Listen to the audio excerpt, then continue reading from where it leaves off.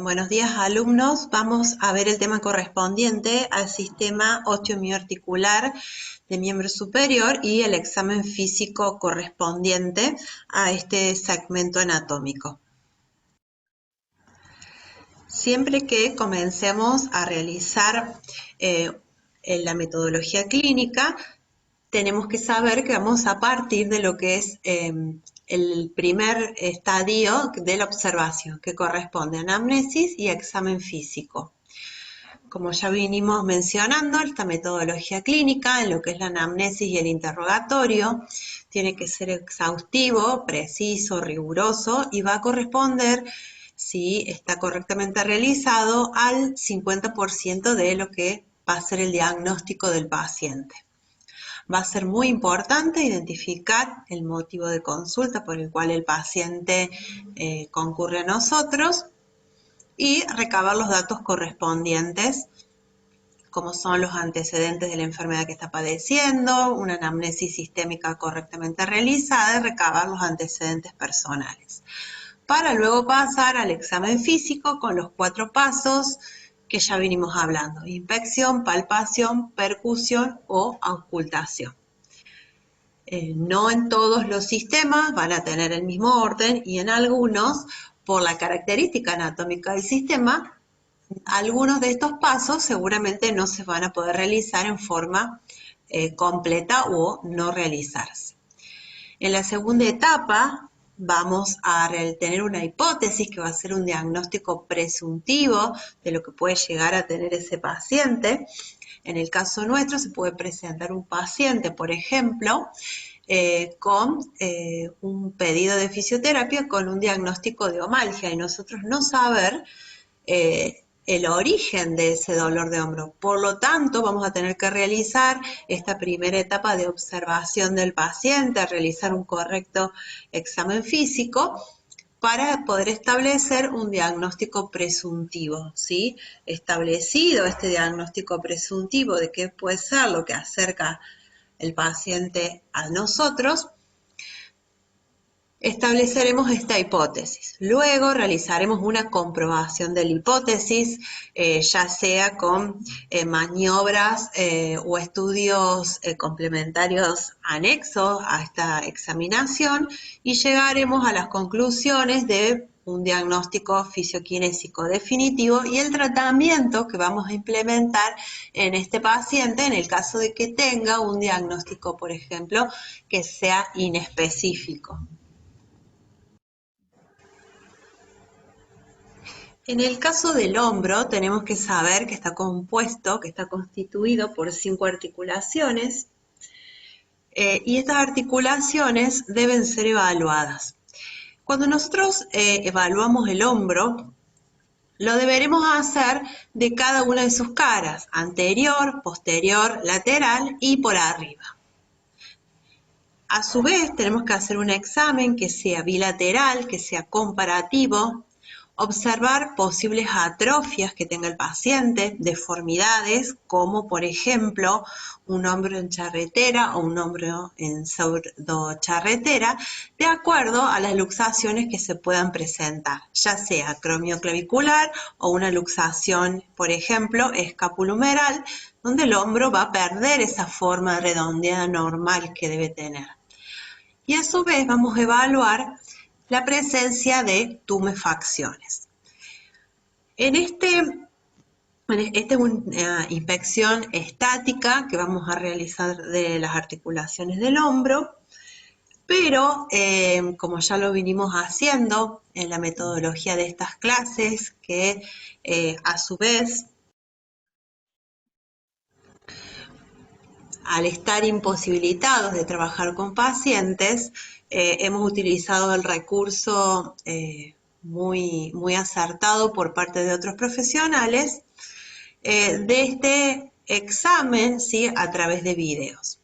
Vamos a ver ahora una examinación casi completa de hombro y vamos a tener en cuenta los valores de rangos articulares que se presentan a la derecha del video, que es la única variación que vamos a tener refiere este profesional a lo que muestra el libro Argente Álvarez.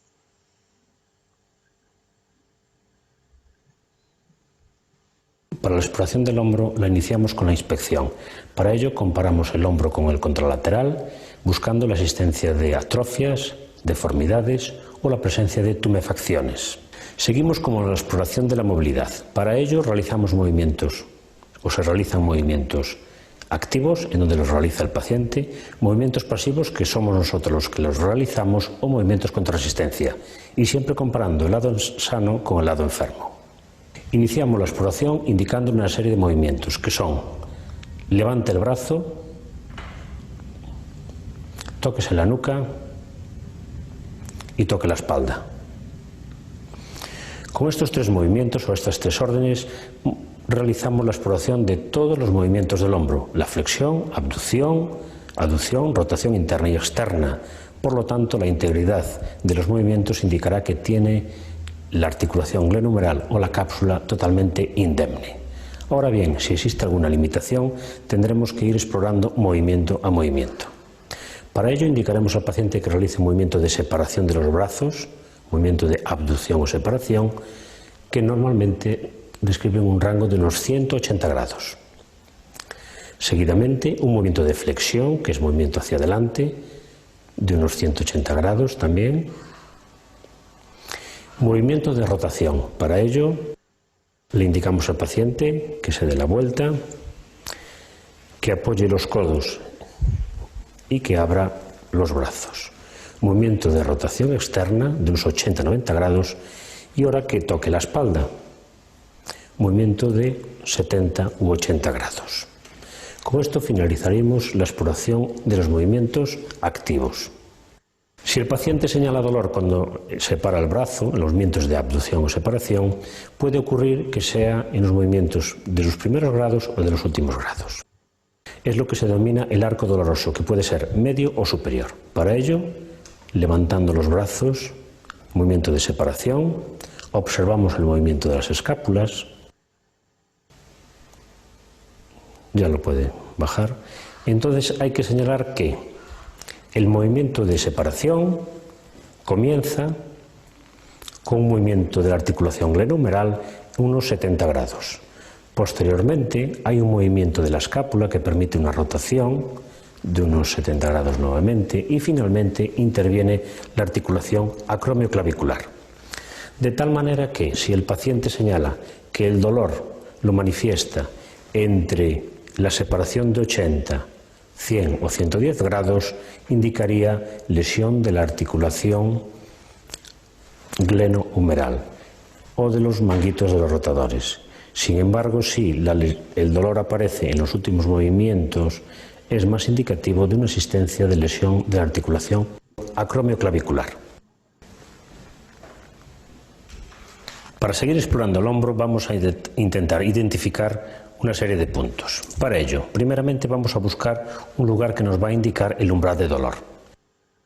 Apretamos la apófisis coracoides y le indicamos al paciente que el dolor provocado por la misma va a ser el umbral de dolor. El siguiente punto que vamos a identificar va a ser la articulación externoclavicular. Para explorar la articulación externoclavicular es importante ponerse detrás del paciente e indicamos que se encoge de hombros. Es la mejor manera de localizarla, con los siguientes objetivos: buscar crujidos, bultomas o dolor cuando se presiona. El siguiente punto va a ser la articulación acromioclavicular, que se manifiesta porque el acromion realiza un resalte en el hombro y apretamos este punto. La aplicación de dolor, la aplicación de la presión en esta articulación, si desencadena dolor, es bastante indicativo de sufrimiento de la misma, que podemos también desencadenar intentando tensionarla. Para ello realizamos una maniobra que es indicando que haga una aducción o una aproximación forzada con la mano y el brazo cerca del pecho. La aparición de dolor con esta maniobra también es bastante orientativo de patología de la articulación acromioclavicular. Seguidamente Nos iremos hacia afuera, hacia lateral, y palparemos debajo del acromion, lo que se conoce como el espacio subacromial, realizando una presión en la misma. Si aparece dolor, orienta a patología de los manguitos rotadores. Situados por delante, más o menos 1 centímetro hacia abajo y hacia lateral de la apófisis coracoides inicial, se encuentra la línea glenohumeral anterior. Dolor en este lugar orienta hacia patología de la articulación glenohumeral. Para seguir explorando el manguito rotador, indicamos que coge con la mano el hombro contralateral, dejará al descubierto la parte posterior del manguito rotador por detrás del acromio, realizando una presión en el mismo. Indicaremos que realice una rotación interna. Presionando por delante estaremos palpando la parte anterior del manguito rotador. Otro elemento a explorar es el tendón de la porción larga del bíceps. Para ello, indicaremos al paciente que con el codo toque el tronco, dejaremos caer la mano sobre su hombro y realizaremos movimientos de rotación interna, rotación externa, palpando con los dedos el troquín y el troquíter. Entre ellos se encuentra la correa bicipital por donde discurre este tendón. Si duele cuando nosotros apretamos, determinará la existencia de inflamación en este tendón. Hay que observar cómo se realiza el movimiento del hombro. Para ello fijaremos el ángulo inferior de la escápula, indicaremos que se realice una separación y en estos primeros movimientos es gracias al movimiento de articulación glenohumeral. Posteriormente empieza a rotar la escápula torácica por el movimiento de rotación de la escápula. Si el paciente desde su inicio este movimiento lo realiza por la rotación de la escápula, es que lo tiene limitado. Por lo tanto, podemos señalar que el paciente presenta una capsulitis retráctil o un hombro congelado. Hombro congelado que también se manifiesta por una limitación de la rotación externa inicialmente.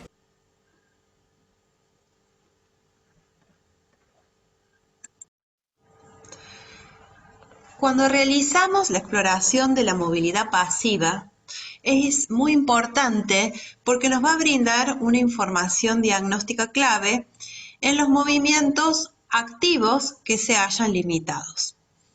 Cuando nosotros exploramos la movilidad pasiva, en el caso que encontremos una limitación, por ejemplo, en la abducción y en la rotación, de estos movimientos en forma activa y de forma pasiva, nos van a dar diferentes marcadores que van a ser los que nos van a indicar un compromiso de la articulación glenohumeral en un estadio temprano.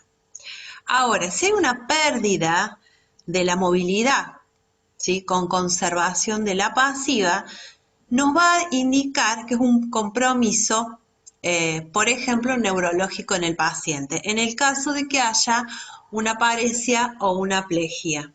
¿A qué nos referimos con esto? Si nosotros al paciente le queremos realizar, por ejemplo, una abducción en su hombro y no encontramos una resistencia por parte de la articulación, como en el caso que vamos a ver a posterior, que esté tenso, como por ejemplo si hubiera una capsulitis adhesiva, ese hombro está con posibilidad de completar el rango de movimiento, pero lo puede completar, en este caso, pasivamente. Activamente no va a encontrar con músculo a consecuencia de un sistema nervioso que puede estar lesionado que responda para completar el rango de movimiento. Se pueden realizar diferentes pruebas, como la prueba de caída del brazo. En este caso, al paciente se le va a colocar el brazo en abducción y se le va a pedir que lo baje lentamente. En el caso que, por ejemplo, haya un desgarro en el manguito rotador, el brazo va a caer, no va a poder mantener esa posición. Puede suceder que el paciente pueda mantener esta posición en el brazo, pero en el caso de que se efectúe algún golpe, sí que va a ser diagnóstico, el brazo va a caer. También se pueden realizar movimientos contra resistencias que van a permitir localizar una región tendinosa lesionada en este manguito rotador. Cuando hablemos de realizar los movimientos, si hay un dolor en la abducción, estos son movimientos, como dijimos, contra resistencia, va a estar hablando de una tendinitis del supraespinoso. Una rotación externa con dolor nos va a ser indicativo de una tendinitis del infraespinoso. Y dolor en la rotación interna contra resistencia de una tendinitis subescapular.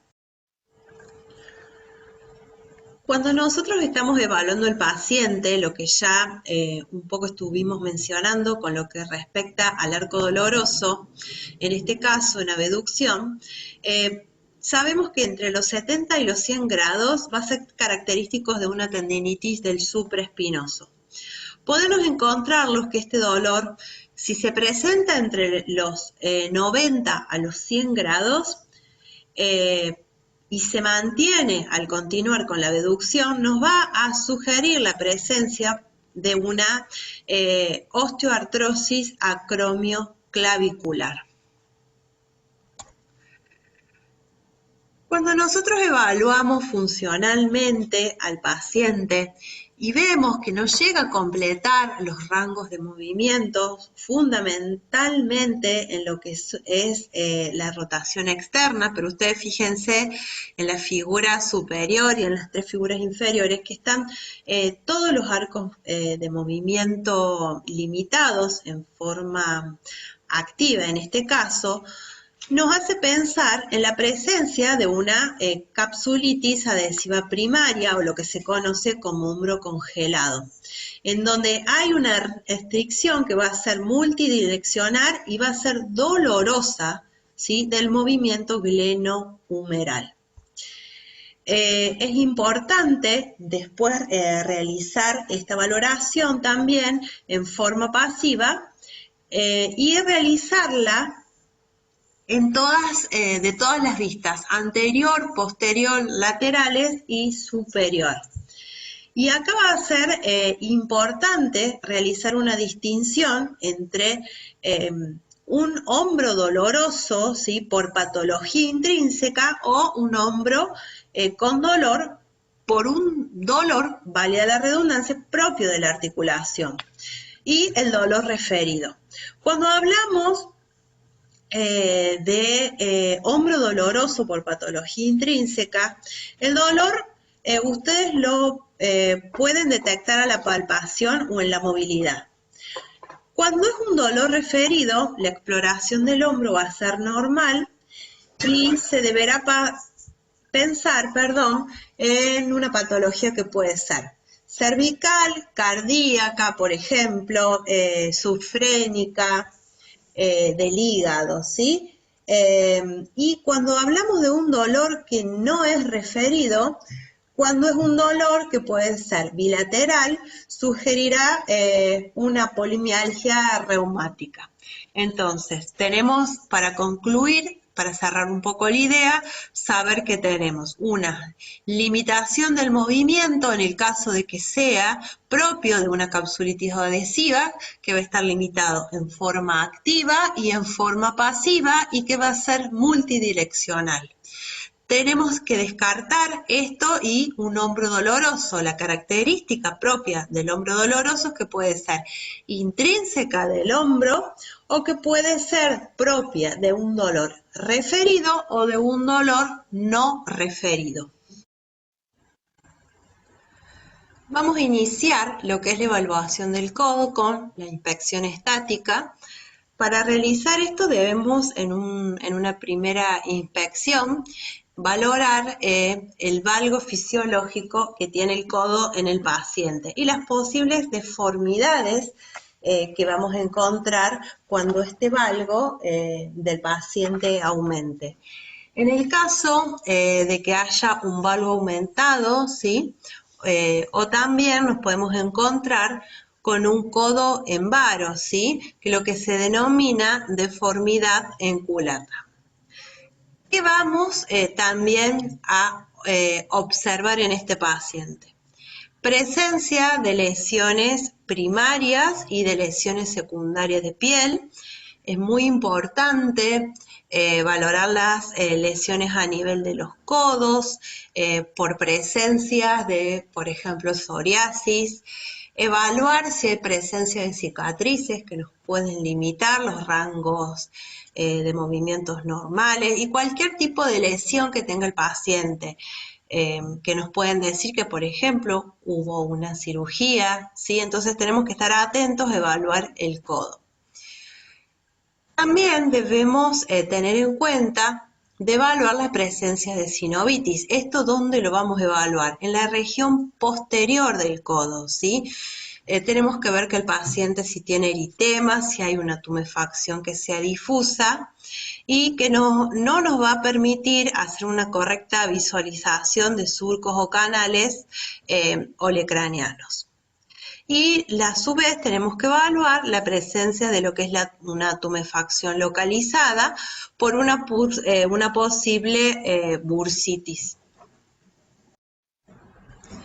En la inspección dinámica, ¿qué vamos a realizar en este examen de la movilidad?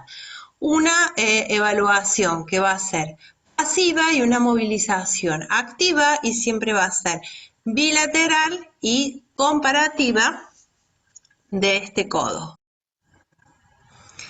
En la palpación tenemos que tener en cuenta la temperatura de la piel del paciente porque nos puede indicar la presencia de algún proceso infeccioso, de un proceso inflamatorio grande, la presencia de tumefacciones, como recién dijimos, de la sinovitis, presencia de adenopatías epitrocleares.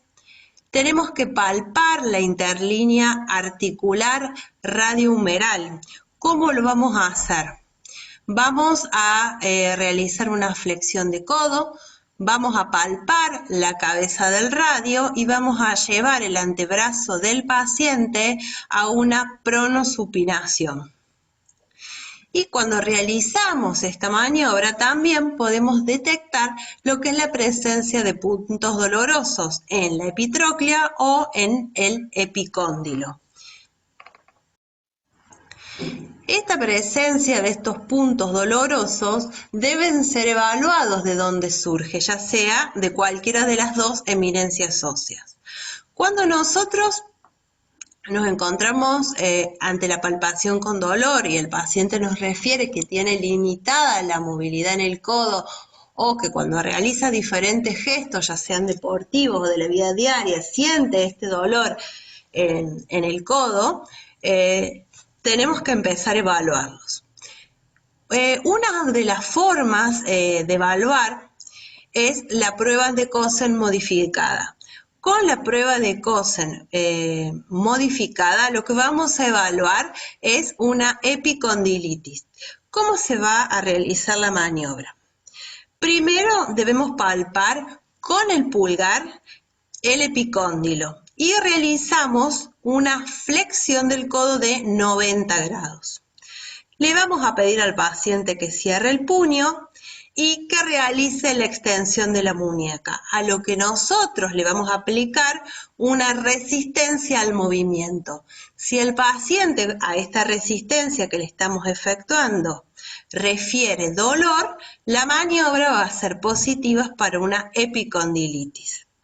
Ahora, si cuando nosotros realizamos la palpación de puntos dolorosos, el paciente refiere dolor en la epitróclea, ¿qué es lo que vamos a realizar? El movimiento inverso, ¿sí? Vamos a palpar la epitróclea, le vamos a pedir al paciente que realice una flexión en la muñeca y le vamos a efectuar una resistencia. Esto va a ser sugestivo, como dijimos, de una epitrocleitis. Vamos a comenzar a realizar el estudio de la muñeca. Siempre que nosotros realicemos este tipo de examen, tenemos que saber que el estudio de la muñeca y el estudio de la mano no pueden separarse. Indefectiblemente, el estudio de una va a llevar al estudio de la otra. Y es importante, sí, tener en cuenta esto y realizarlo cuando hagamos la valoración de un paciente. Esta inspección estática, ¿cómo va a comenzar? Primero, ¿sí?, realizando un estudio del colorido de la piel.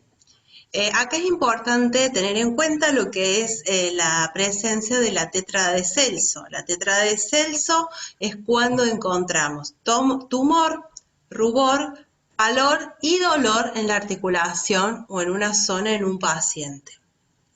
Presencia de lesiones primarias y secundarias de piel es algo muy importante, y como cuando vimos la clase de semiología general, en el caso de la articulación de la muñeca, en presencia de cicatrices, vamos a retomar lo que dijimos en ese momento, ver qué tipo de cicatriz tiene el paciente y si a la movilidad que vayamos a realizar después, qué comportamiento va a tener esa cicatriz.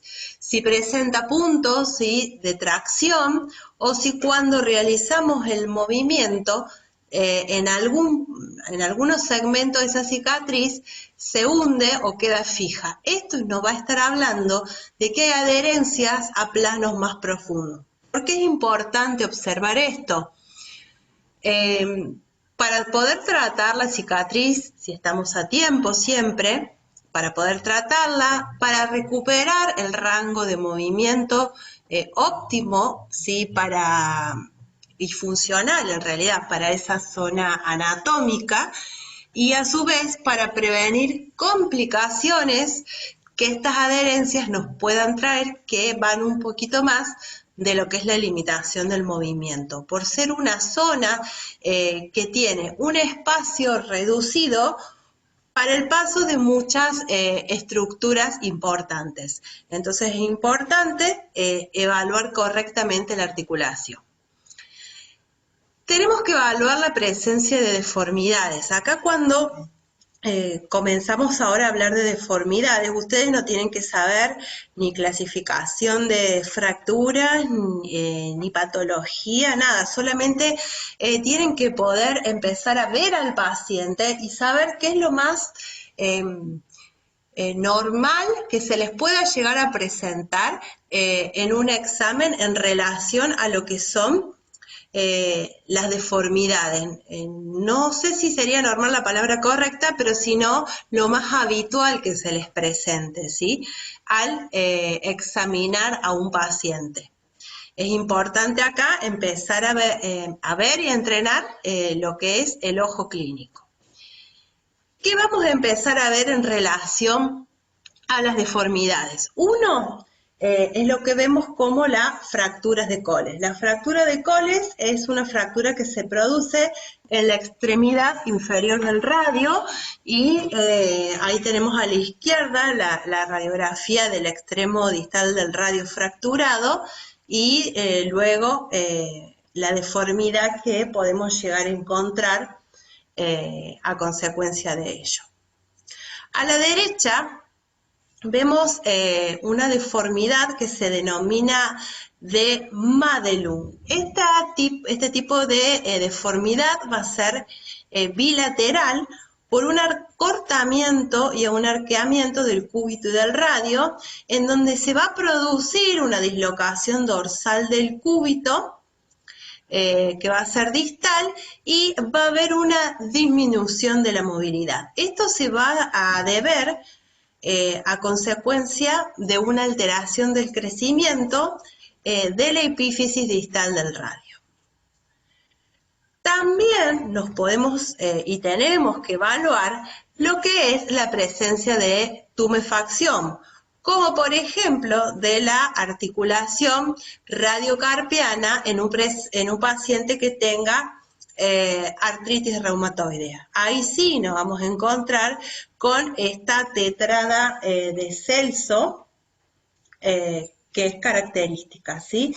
También podemos encontrar tumefacción no solamente en el carpo, sino también en la mano y en los dedos, en donde la piel, como en este caso, va a ser una piel que va a estar brillante, que va a tener un eritema, puede llegar al paciente a tener una hipersensibilidad difusa y es propio, ¿sí?, de lo que se denomina enfermedad de Suder, que va a ser consecuencia de forma secundaria a patologías como por ejemplo la fractura de Coles, que es la figura que tenemos arriba, o a otro tipo de lesiones del carpo. Y por último, lo que vamos a nombrar es la presencia de lo que se denomina un ganglión. Un ganglión es un quiste que va a tener un revestimiento sinovial y que va a tener un contenido líquido gelatinoso. Es bastante molesto y doloroso para algunos pacientes. Los podemos encontrar en la cara palmar y en la cara dorsal. Luego vamos a pasar a realizar una inspección dinámica, pasiva, activa y siempre bilateral y comparativa. Y por último vamos a efectuar lo que es la palpación de la muñeca. ¿Cómo vamos a realizar la palpación de la muñeca? Una, palpando lo que es la temperatura, ¿sí? Y realizar la palpación articular. La muñeca siempre la vamos a palpar con una leve flexión palmar y vamos a buscar lo que es la presencia de dolor o hipersensibilidad. Siempre que el paciente concurra a la consulta, amén de todos los test diagnósticos que nosotros podemos realizar, siempre recordemos que tenemos que tener en cuenta presente el motivo de consulta y la clínica que nos ve relatando este paciente. En este caso, que nosotros vamos a evaluar lo que es la tenosinovitis estenosante de Kervain, el paciente va a tener ya de por sí una hipersensibilidad localizada en lo que son las vainas de los aductores largos y el extensor corto del pulgar, lo que va a limitar, ¿sí?, sus actividades en la vida diaria. Y lo vamos a evaluar mediante la maniobra de Finkelstein. ¿Qué es lo que vamos a realizar? Vamos a poner el dedo pulgar del paciente en el hueco de la mano y al resto de los dedos los vamos a cerrar. Vamos a efectuar un puño con el paciente. Y vamos a llevar a una desviación cubital de la mano. ¿Esto qué es lo que nos va a provocar? Un dolor en la primera corredera de los tendones y va a ser muy doloroso para el paciente.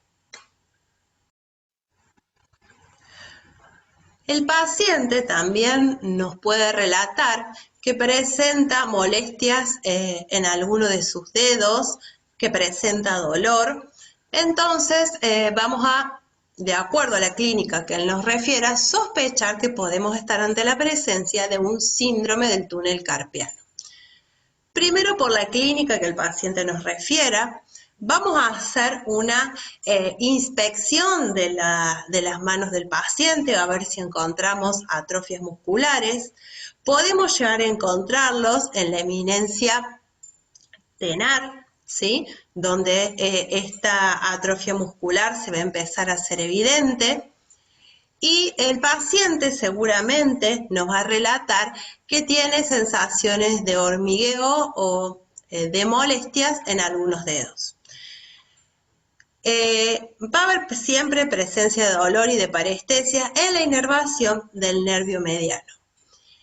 El lugar, ¿sí?, en el que se van a presentar es en la eminencia tenar y en la cara palmar de los dedos, pulgar, índice y medio, y en el lado radial del anular. Entonces, una vez identificados los signos y síntomas que refiere el paciente y la inspección de sus manos, vamos a pasar a pedirle que realice, ¿sí?, movilidad activa. Luego nosotros vamos a realizar movilidad pasiva y vamos a realizar luego pruebas o test diagnósticos. El primer test que se suele realizar es lo que se denomina la maniobra de Fallen. En la maniobra de Fallen, el paciente va a enfrentar las caras dorsales de sus manos, ¿sí? Van a estar a la altura de su pecho y los codos a la altura de los hombros y va a mantener esta posición de 1 a 2 minutos. Nunca menos del minuto, porque lo que buscamos es que el paso, ¿sí?, por el túnel carpiano del nervio mediano se encuentre en un lugar más estrecho que le aumente lo que son estas parestesias. Pasado, ¿sí?, este minuto a 2 minutos, vamos a realizar el signo de Tinel, que son percusiones en el canal del carpo para reproducir las parestesias que pueda sentir el paciente. Muchas veces esto va a estar asociado, ¿sí?, a un hecho traumático que ha sufrido en la muñeca, como puede ser una fractura, una luxación, pacientes diabéticos o pacientes con alguna colagenopatía, ¿sí?, por nombrar algo. Lo que nosotros tenemos que identificar acá son la presencia de signos y síntomas, aprender a inspeccionar al paciente correctamente y las dos maniobras de elección. El motivo de consulta del paciente también puede ser una sensación de hormigueo, de parestesias o electricidad, como lo suele referir el paciente, pero en otros dedos de la mano. Entonces, nosotros vamos a estar atentos a los signos y síntomas que nos va a referir el paciente y vamos a evaluar, vamos a hacer una primera inspección. Y nos podemos encontrar con la presencia de atrofia de la musculatura intrínseca en la eminencia hipotenar y una debilidad en la mano. Sumado a la clínica que presenta el paciente, a lo que nos está refiriendo, podemos decir que es lo que nos está nombrando un síndrome del canal cubital. En este síndrome va a existir una compresión del nervio cubital al atravesar por el canal carpiano cubital, entre el hueso pisiforme y la apófisis fusiforme del piramidal. Esto puede ser secuelar, por ejemplo, un paciente que tenga una artritis reumatoidea, una compresión ganglionar, una enfermedad de la arteria cubital o a diferentes fracturas. Como ustedes pueden ver, la presencia de todo este tipo de complicaciones que se van a producir en este sector anatómico es por la gran cantidad de estructuras que hay y la fácil compresión. Vamos a comenzar con lo que es la evaluación de la mano y para ello vamos a realizar lo que es una inspección estática. Siempre realizamos la evaluación en forma bilateral comparativa y, como dijimos anteriormente, no la podemos separar de lo que es la evaluación de la muñeca. También vamos a evaluar lo que es la piel del paciente con todo lo que implica el análisis de piel y en particular en la mano nos podemos encontrar con diferentes entidades. Una es encontrarnos con dedos, ¿sí?, que van a presentar cierta palidez distal y esto se denomina fenómeno de Raynaud. ¿Qué es lo que tiene este fenómeno de Raynaud? La característica es que va a ser o va a estar presente en enfermedades que tienen las características de ser colagenopatías. También podemos estar ante la presencia de un eritema palmar. En este eritema palmar la piel va a estar caliente y húmeda, brillante, fina y va a ser atrófica en los dedos. Es característica este eritema palmar de pacientes que tengan artritis reumatoidea. Y en la tercera imagen nos encontramos con el fenómeno de Reiter. En este caso va a haber lesiones que van a ser hiperqueratóxicas similares a la de la psoriasis pustulosa que la vimos en en el examen general, ¿sí? Vamos a continuar el examen físico valorando lo que es la hipotrofia muscular en la mano. Nos podemos encontrar cuando hay una lesión de la raíz octava cervical y primera dorsal ante la presencia del síndrome de Aram-Duchenne, que va a presentar este síndrome cuando está presente esta lesión nerviosa, una atrofia de la musculatura tenar, hipotenal, cubital anterior, flexora e interósea de los dedos. A su vez, en las dos figuras de abajo, ya las hemos visto, tenemos lo que es una atrofia de la eminencia tenar e hipotenar a consecuencia de un síndrome del túnel carpiano y un síndrome del canal de Guyon. Y en la última figura tenemos una atrofia muscular interósea, que es la flecha de la izquierda la que le está indicando, que es propia de pacientes con artritis reumatoidea. Continuamos la evaluación a través de lo que es evaluar las deformidades y nos podemos encontrar con un engrosamiento y una contracción nodular de la aponeurosis palmar que va a llevar a una flexión de la articulación metacarpofalángica que generalmente va a comenzar por el cuarto dedo de la mano. Se suele dar mayormente nombres y se lo conoce como enfermedad de Dupuytren.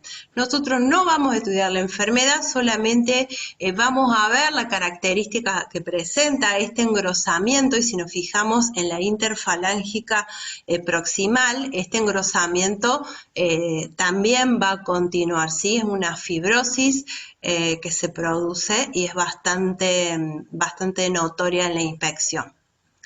Y luego vamos a estudiar lo que son las deformidades en los dedos, propiamente dichas, ¿no? Tenemos en la figura de la derecha, en la figura A, tenemos lo que es una osteoartrosis digital.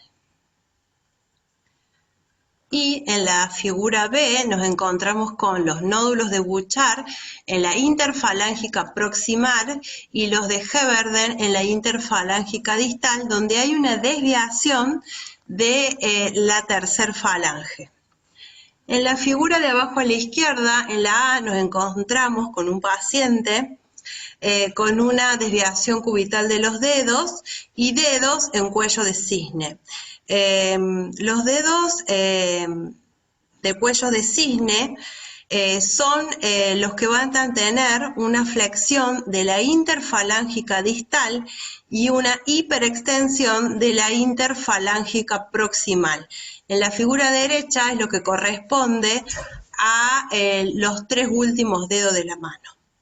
Y nos encontramos con lo que se denomina dedo de enojal o dedo boutonnière, que es el dedo índice de la figura, donde la interfalángica proximal va a estar en flexión y la interfalángica distal va a estar en extensión.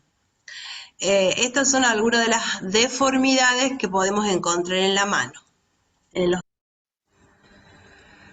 Continuando con lo que es las deformidades en las manos, nos podemos encontrar con el síndrome de Holt-Oram, que es una implantación anómala que en el caso de esta figura se va a presentar del dedo pulgar izquierdo, que va a presentar 3 falanges.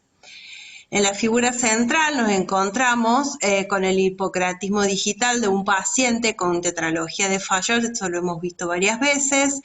En la figura de abajo observamos la presencia de tumefacción en las articulaciones interfalángicas proximales, a predominio en el dedo medio izquierdo con una marcada hipotrofia interósea. Esta es una paciente con artritis reumatoidea. Y a la derecha, que si bien no es una deformidad, nos encontramos con un paciente que presenta un dedo en resorte. El paciente que presenta el dedo en resorte permanece en flexión a causa de un bloqueo que es provocado, puede ser por un nódulo en el tendón flexor a nivel de la articulación metacarpofalángica que le va a impedir que realice la extensión de este dedo. El paciente, ¿sí?, cuando concurre a la consulta, es muy molesto y doloroso lo que presenta, y el terapeuta, para poder evaluarlo, ¿sí?, para lograr la extensión debe realizar fuerza en el estiramiento. En lo que refiere a la inspección dinámica, tiene que ser hecha primero en forma activa, luego en forma pasiva y siempre va a ser bilateral comparativa. Debemos evaluar todas las articulaciones y todos los movimientos que pueden realizar la mano, teniendo en cuenta el motivo de consulta que refiere el paciente, teniendo especial cuidado que no haya simulaciones y suplencias por parte del paciente. Cuando vayamos a realizar la palpación de la mano, tenemos que tener en cuenta palpar posibles engrosamientos que se puedan presentar, presencia de hipersensibilidad, edema y aumento de temperatura local en las diferentes articulaciones de la mano.